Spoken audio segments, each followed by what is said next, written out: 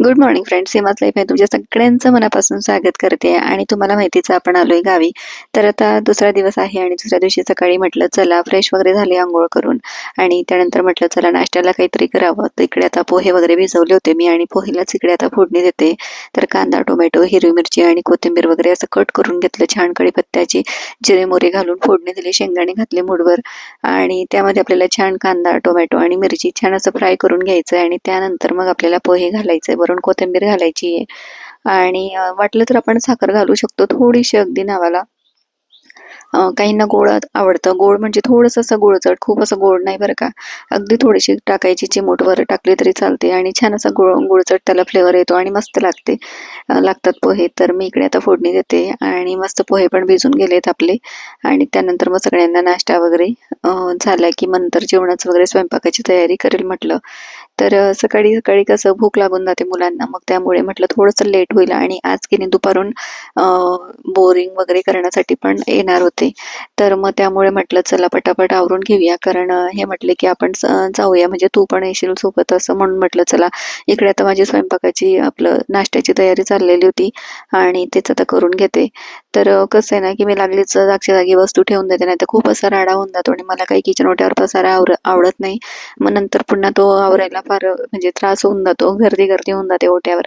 तर म्हणून मी टाकलं की लागलीच म्हणजे आवरून घेत असते, आणि वस्तू जागच्या जागी ठेवत पण असते. तर इकडे आता छान पोहेला फोडणी दिली गेलेली आपली, आणि बाकीच्या वस्तू पण घालणार आहे. आणि त्यानंतर शेवटी आपण पोहे घालणार आहे. चवीनुसार मीठ घालायचं आपल्याला, आणि मस्त आपले गरमागरम पोहे रेडी होऊन जातात. तर मुलांनी इकडे पण एक म्हणजे अण्णा असतात, त्यांच्याकडनं इडली वगैरे असं पण आणलेलं होतं. तर म्हटलं चला एवढं पोहे भरपूर होईल, म्हटलं थोडं थोडं सगळ्यांना होईल.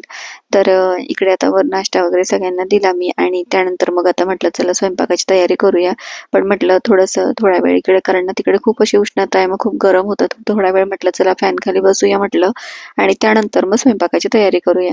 तर इकडे आता दीदीची जी बहीण आहे, म्हणजे माझीच पुतणी, तर त्यांच्या गप्पा चाललेल्या होत्या. आणि ते पण म्हणजे तिकडेच राहतात, पण ती तिला भेटायला आलेली होती, आणि बऱ्याच दिवसांनी भेटल्या होत्या, म्हणून मग चालल्या होत्या त्यांच्या गप्पा गोष्टी. तर म्हटलं चला मी पण थोडा वेळ जॉईन झाले त्यांच्यात, आणि आई पण बसलेल्या होत्या. मग म्हटलं चला थोड्या वेळाने स्वयंपाक करूया म्हटलं, कारण आम्हाला 1, 1:30, 2 पर्यंत निघायचं होतं शेतात. त्यामुळे मग आम्ही जरा निवांतच होतो. तर म्हटलं इकडे आता चाललेलं त्यांच्या गप्पा, आणि मुलांना खूप दिवसानंतर भेटले ना की चालतंच त्यांचं.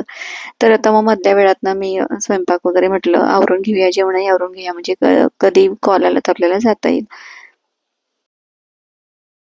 आणि इकडे आता ना राजच्या पण गप्पा चाललेल्या होत्या, आणि त्याच्या भावासोबत त्याचं खेळणं चाललेलं होतं. मग ते मोबाईलच्या संदर्भात, गेमच्या संदर्भात त्यांच्या गप्पा चाललेल्या होत्या. आणि दोघं भाऊ बहिणी म्हणजे 4 जण बऱ्याच दिवसानंतर भेटलेले होते, आणि त्यांची खूप छान अशी गट्टी जमते, त्यामुळे मग चालतं त्यांचं. त्यानंतर म्हटलं चला आता स्वयंपाकाचा काही ब्लॉग तुमच्याशी शेअर करत नाही, कारण व्हिडिओ खूप लॉंग होईल म्हटलं. मग त्यामुळे मग कॉल वगैरे आला, आणि त्यानंतर आवरलं आम्ही, आणि मग म्हटलं जाऊ दे आता थेट डायरेक्ट शेतातच भेटूया आपण. तर इकडे आवरून वगैरे घेतलं, आणि यांचं इकडे सेल्फी घेणं चाललं होतं दोघांचं. तर चालतंच मुलांचं.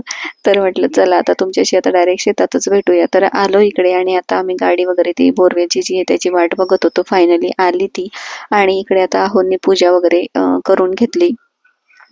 त्यानंतर मग त्यांनी सुरुवात केली बोरवेल करायला. त्यांचं जे काही सेटअप असतं ते लावलं त्यांनी, आणि मग एकदाच सुरुवात केली.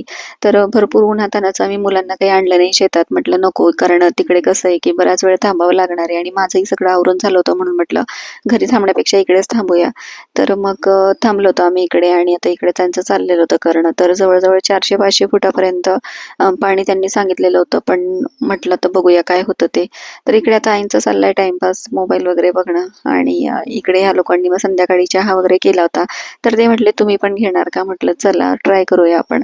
दूध वगैरे आम्हीच त्यांना आणून दिलं होतं. मग इकडे बघा ते आता त्यांचे जे आहेत ना मॅनेजर, ते चहा करत आहे. तर खरंच चहा खूप छान होता, आणि छान बनवला होता त्यांनी. तर मी आणि बाबांनी ते घेतला, आहोंनी आणि आईंनी काही घेतला नाही, त्यांना जरा ऍसिडिटीचा प्रॉब्लेम आहे, त्यामुळे त्या दोघांनी काही घेतला नाही. तर इकडे बघा संध्याकाळचा हा व्ह्यू खूप छान दिसत होता, सूर्य मावळतीला आलेला होता. त्यानंतर रात्री उशिरापर्यंत बोरवेलचं काम चाललेलं होतं, आणि उशिरापर्यंत केल्यानंतर जवळजवळ 500 फूट केल्यानंतर लक्षात आलं की पाहिजे तसं काही पाणी नाहीये. तर आम्ही पुढे काही मग जास्त बोरवेल वाढवला नाही, 600 फुटापर्यंत केला.